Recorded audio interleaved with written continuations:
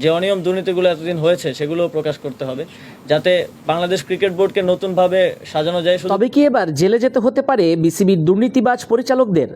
লুটপাট, প্রকল্পে জালিয়াতি, কমিশন বাণিজ্য, ঘুষ, টেন্ডার বাণিজ্য, ক্রিকেটে হস্তক্ষেপকারী, কোচ নিয়োগ বাণিজ্য, ক্লাব দুর্নীতিসহ একনায়কতন্ত্র, রাজনৈতিক প্রভাব দেখিয়ে ক্ষমতার অপব্যবহার করেছে যারা খেলোয়াড়দের প্রতি করেছে অবিচার। এবার সবার হয়ে কথা বললেন ক্রীড়ামন্ত্রী আসিফ মাহমুদ।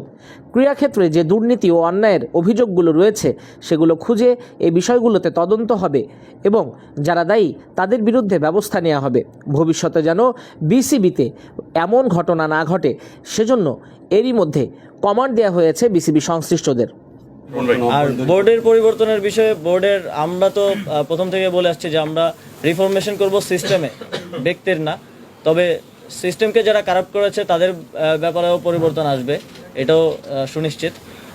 তবে আমরা বোর্ডের পরিবর্তনের ক্ষেত্রে মনোযোগ দিচ্ছি বোর্ডের যেই কনস্টিটিউশন আছে, যারা নতুন দায়িত্বে আসবে কিংবা পাবে তাদেরকে সেই কনস্টিটিউশনে সেটাকে আরও ডেমোক্রেটিক করে গড়ে তুলতে হবে এবং পাশাপাশি যে অনিয়ম দুর্নীতিগুলো এতদিন হয়েছে সেগুলোও প্রকাশ করতে হবে, যাতে বাংলাদেশ ক্রিকেট বোর্ডকে নতুনভাবে সাজানো যায়। শুধু ক্রিকেট বোর্ড না, বাফুফে সহ অন্যান্য যে ফেডারেশনগুলো আমাদের অধীনে আছে সবার ক্ষেত্রে আমাদের একই পরিকল্পনা। এখানে কি সাবেক এবং বর্তমান যে সাবেক যারা আছেন তারা কি শেয়ার করছেন না?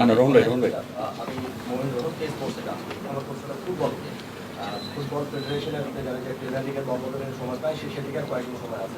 এই মুহূর্তে কয়েকদিন আপনারা বলছেন প্রিমিয়ার লিগ অংশ নেবে না, এই ক্ষেত্রে প্রায় 130 থেকে 150 জন প্লেয়ার তারা হসপিটালের মধ্যে একটা ফেডারেশন থেকে আজকে আসার কথা, এসে আলাপ করার কথা সংকটটা নিয়ে তিনটা ক্লাব যাচ্ছে। হ্যাঁ, ফেডারেশন থেকে আজকেই মন্ত্রণালয়ে আসার কথা এবং এই বিষয়ে আমরা করব, আলোচনা করে একটা সমাধানের দিকে যাওয়ার চেষ্টা করব। ধন্যবাদ। উপদেষ্টা মহোদয়, খেলার বাইরে কি একটা প্রশ্ন করা যাবে কিনা? না, আমরা একটা ছোট্ট প্রশ্ন, আমি মিজান এসিবিতে কাজ করি, একটু এখান থেকে প্রশ্ন করছিল তো ভাই, শেষ করি খেলার বাইরে যদি প্রশ্ন করা যায় আপনি অনুমতি দিলে একটা প্রশ্ন করতে চাই। মিনিস্ট্রিতে ইউথ অ্যান্ড স্পোর্টস মিনিস্ট্রি সংক্রান্ত কোশ্চেন করলেই ভালো হয়।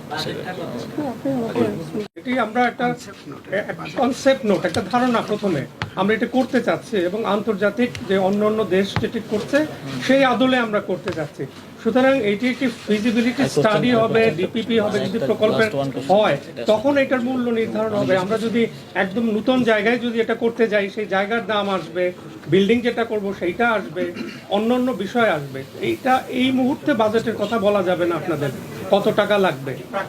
যেই ফেডারেশনের স্থিতাবস্থা তৈরি হয়েছে, পদগুলো শূন্য হয়ে গেছে কিংবা দায়িত্বশীলরা নেই, তাদের সাথে আমরা বসে দ্রুত সময়ের মধ্যেই সেই ফেডারেশন বা স্পোর্টস সংক্রান্ত যারা কাজ করছেন দীর্ঘদিন ধরে তাদেরকে দিয়ে আবার সেগুলো পুনর্গঠন করার উদ্যোগ নেব।